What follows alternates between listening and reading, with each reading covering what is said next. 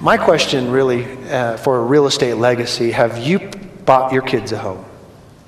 Depending on your age. Have you bought your grandkids a home? Do you have a home?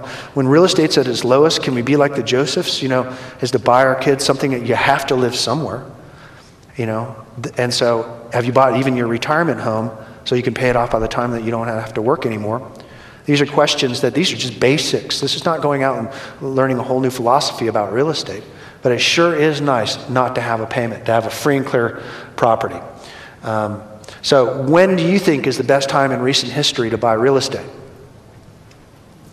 No answers? Right now? Depending on the area, right now. What? Is everybody running out and buying homes? No, it was scary. Those mortgage people, too many vacant houses.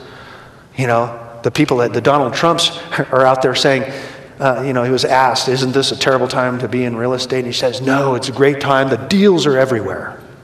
That's the thinking of a billionaire. So kingdom citizens should take domain in times like this. Okay, so now bringing it around into the real estate ethnos, into real estate brokers real estate agents are my business is the third least trusted business profession, according to a Harris poll.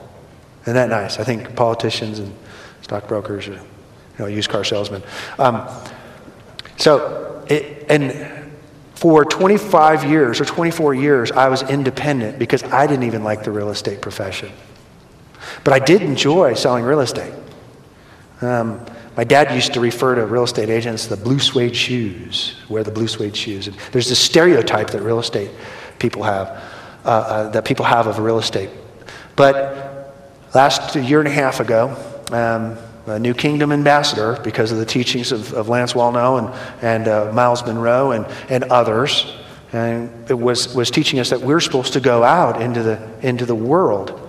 That's what we're supposed to do, and we're supposed to teach them to obey the commands and to be prosperous in this time.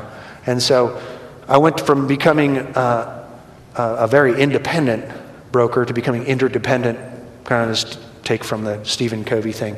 And I went and joined Keller Williams, the third largest real estate franchise in the nation.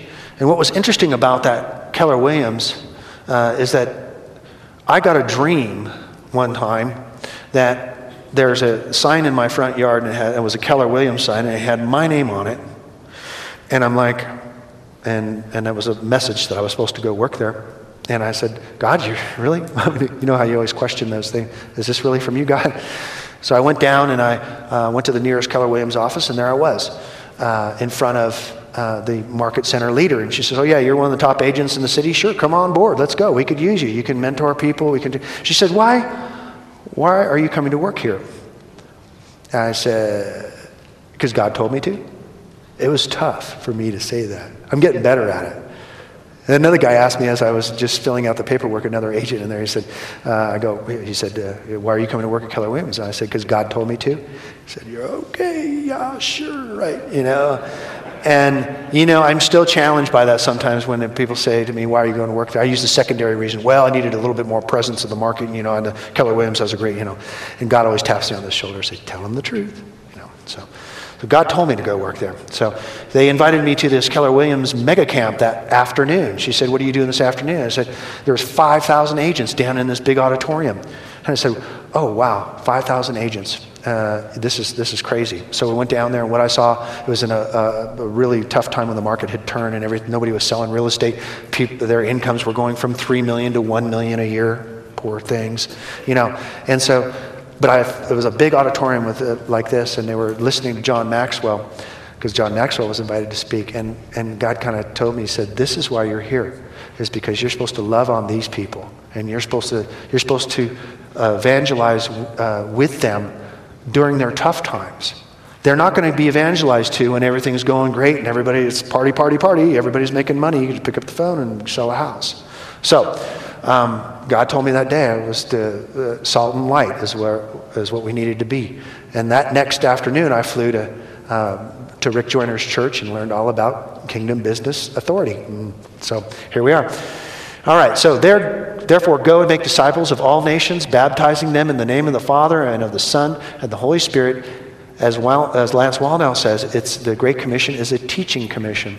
So teaching them to obey everything I've commanded to you, and surely I am with you always to the very end of the age. Well, my nation, the word in nation is actually ethnos, or your ethnicity. Mine happens to be real estate. So I'm being obedient, going out into the marketplace.